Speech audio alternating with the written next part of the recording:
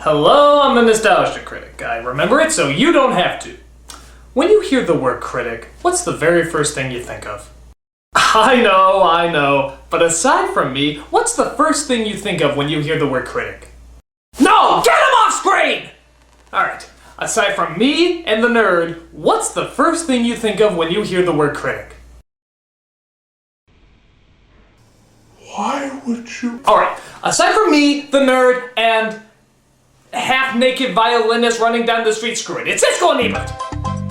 And to be honest, how couldn't you? They're probably the best-known movie critics in all of media. Their trustworthy tagline, thumbs up and thumbs down, is still being used even today. But what is it about them that's so damn memorable? It's ironic that the lasting impressions movies leave on them creates a lasting impression that these two leave on us. Don't try to understand that sentence, your brain will explode. So what is it about them that worked, that always kept us watching? Well, let's take a look and find out. This is my official tribute to my favorite critics of all time, Gene Siskel and Roger Ebert.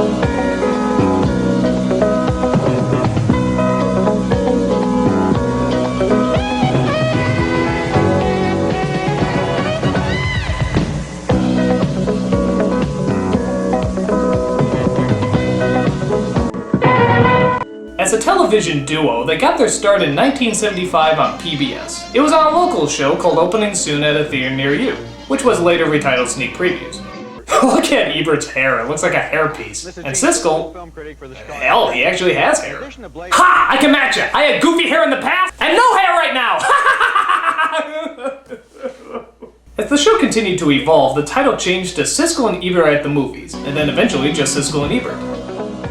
Yeah, look at that cheesy 80s opening. Could you ask for anything cornier?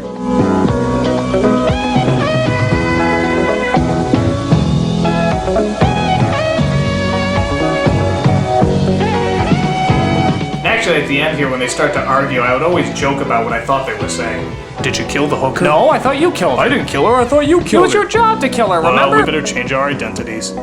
Now, the idea of putting movie critics on TV was nothing new. In fact, a lot of critics had done it before. But this was one of the few times where the formula was putting two critics together so they can compare and analyze their opinions. You didn't like this movie? No, you didn't like Little Norman Gold? Most critics would just go on by themselves, delivering their review much like how they would write it for an article. This movie is filled with wonders for every family, for kiddies and for daddies and, of course, for mummies.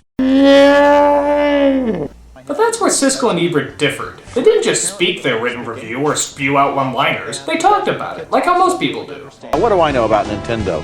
Very little, but I know this. I once got to the second level of Teenage Mutant Ninja Turtles, and so in this movie, when they talk about, hey, I got to the third level, and they show the screen, even dummy like me, I know enough that they only got to the first level. But not only did they talk about it, they talked about it in an intelligent way.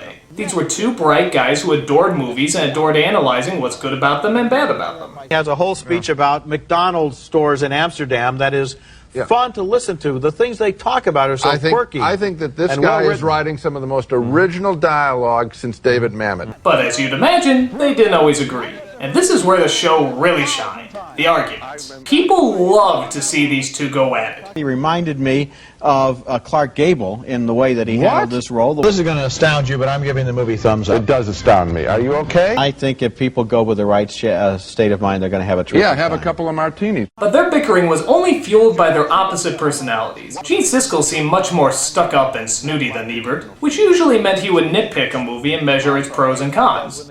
I don't like this Joker's voice, but it's the drawing style that really distinguishes Batman Mask of the Phantasm. Roger Ebert, on the other hand, seemed much more emotional and personal, which means he would analyze the movie as a whole, more like an experience. It's amusing, it moves, and somewhat to my surprise, I liked it. Because of this, they offset each other perfectly. Their arguments would get so heated that people actually wondered if they really hated each other. Even on other shows, they would always go for the low blow. It's Valentine's Day. I'm trying to decide whether to get Roger the 30-pound box of chocolates or the 60-pound box. You know those ankle rings you can hang upside down and it's supposed to, you know, bring a lot of blood to the scalp? It might help. I don't know. Oh. So you guys are getting along pretty well then, is there? It's true their relationship was very hard to figure out. They claim they never hung out outside of work, but the way they acted sometimes, you swear they were brothers fighting over a toy truck. It's Thriller Week on Siskel and Ebert at the movies, and we've got three new ones. And the movies, not at the movies. That's this week on Siskel and Ebert and the movies. And the asshole. And that's Roger. In fact, this video of them shooting a promo has gotten a ton of hits on YouTube, just for that very reason. Roger is the only guy in the history to ever answer yes to every question he's asked at McDonald's. But for as many insults each of them could take, they always dish back double the amount. When they saw Gene walking in with a little kid behind the counter, called for the manager and said, "Mr. Jones, can you come out here? You can understand Mr. Siskel, can't you?" But at least they could agree on one thing. They both fucking hate Protestants. Goddamn Protestants. Biggest thing that happens for them on Sunday is a bake sale. No, they got to decide what color yellow tie to fucking buy. That's right. It's the only fucking religion that has the Reader's Digest as a prayer book. I would just like to point out that not all critics are prejudiced against certain religions. I, for example, am only prejudiced against these. Especially the middle one. Their personalities were so likable that they've been satirized time and time again. My personal favorites are the Animaniacs episode. If you want to go on national TV and shred someone's career to pieces, you have the right. But when you do that, remember, don't go listing your home address in a phone book. The home of Siskel and Ebert unexpectedly exploded today. And this episode of The Critic, where Siskel and Ebert actually supplied their own voices. Hasta la vista, porky. Cue ball in a side pocket. The cool thing about them is that even if you don't agree with their review, they're still incredibly fun to listen to. Like, I love how Ebert actually thought Congo was supposed to be bad. And it's supposed to be funny. This movie was written by John Patrick Shanley. It's in the same mood as his movie Joe versus the Volcano. It was hilarious. Yes, and Dominic from Video Game Confessions does a good British accent. Oi! Faker. Some of their arguments didn't even make sense. Like, one of my favorite scenes that sadly you can't see all of is when they're reviewing The Lost World. Now, why couldn't that little creature have been more friendly? These are wild beasts. I know. They exist from a time long, millions of years before man. They're not friendly. But no, I have 3 children, Roger, and I've decided I will not buy them a dinosaur as a pet. Ebert holds this expression for 8 seconds. 8 seconds! I counted. They just look at each other in silence until Ebert finally moves on to the next movie. How do you respond to that? Say, I never got a chipmunk to drive my car? Never hired an orangutan to cook my food? Christ! I was frozen today! There you go, I knew that'd come in handy. In 1998, things started to take a turn for the worst. Siskel was checked into the hospital for treatment of a brain tumor. But did that stop the guy from reviewing films? Fuck no. He actually did the reviews from his hospital bed with a picture posted like he was right there. Roger, I think that Which was a little creepy, but it still showed he had balls. But hell, if there's a way to get something done, you just take that way to get it done. Isn't that right, Mati? Oh yes, Critic. Just do your best and you will succeed. Yeah, that guy has balls, doesn't he? Yes, Critic. He certainly has strong, plentiful balls. Oh, by the way, what the hell are you doing in the hospital? I'm having my balls removed. Oh. I am officially a pussy. Well, I don't know if that officially makes you Pussy! Siskel eventually returned back to work, but you could already see his health starting to deteriorate. Armageddon is appropriately named because while you're seeing it, you will feel as though you've been in combat. He seemed slower and more tired. He barely even argued with Ebert as much as just smiled at him. Cut so quickly that there's no a stretch of action. I gave The Rock thumbs up, but this film, and when it stops for drama, like when they're all saying goodbye to each other. But as always, he kept to it, like the true professional that he was. But as the shows went on, Siskel just seemed to get slower and slower, until he checked himself back into the hospital for further treatment of the brain tumor. And sadly, it was the last time he'd ever check himself in. Gene Siskel died from complications of the surgery in 1999, leaving a great legacy behind him. Ebert did an entire show dedicated to his friend and associate, and even to this day, it's still pretty hard not to get teary-eyed while watching it. Whenever he interviewed someone for his newspaper or for television, Gene Siskel always liked to end with the same final question. What do you know for sure? Okay, Gene, what do I know for sure about you? Well, you were one of the smartest, funniest, quickest men I've ever known, and one of the best reporters. And I know for sure that seeing a truly great movie made you so happy that you'd tell me a week later your spirits were still high. People always asked if we really hated each other. One thing I know for sure is that we didn't.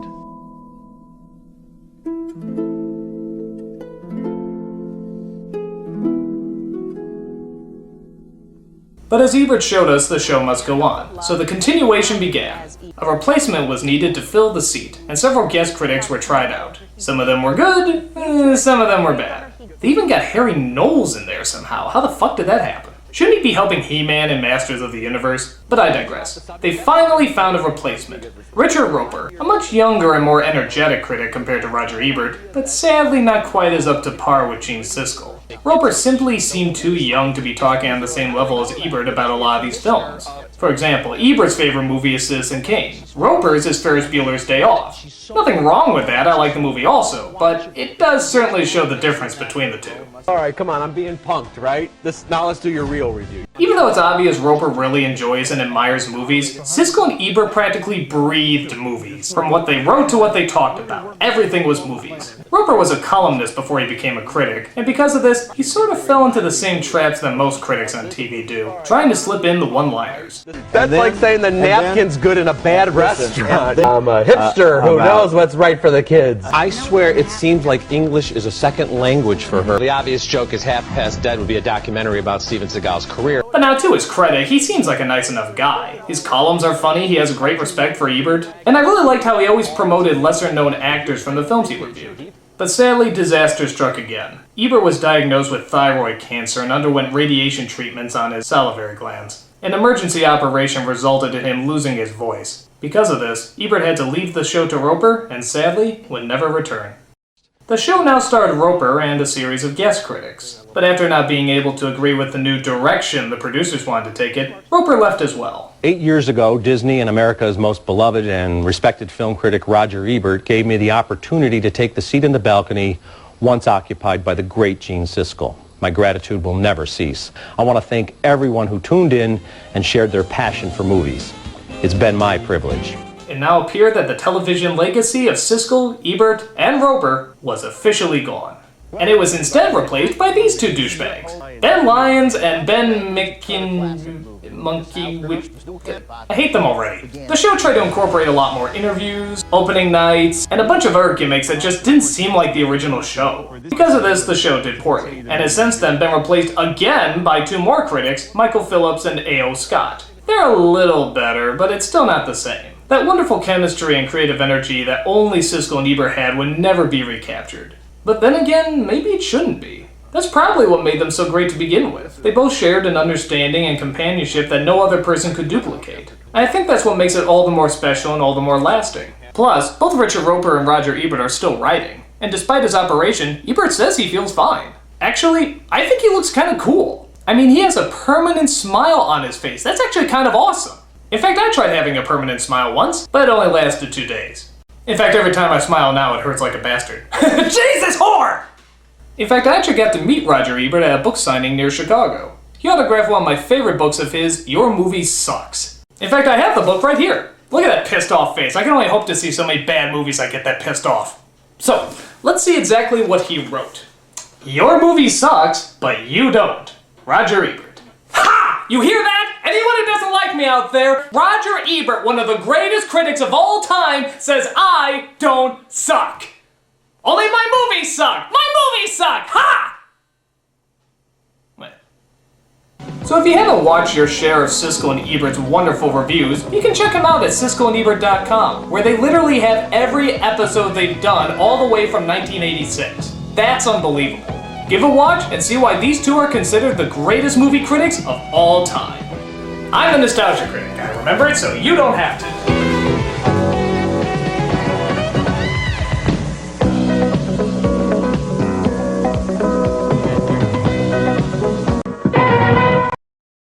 He certainly has strong, plentiful balls.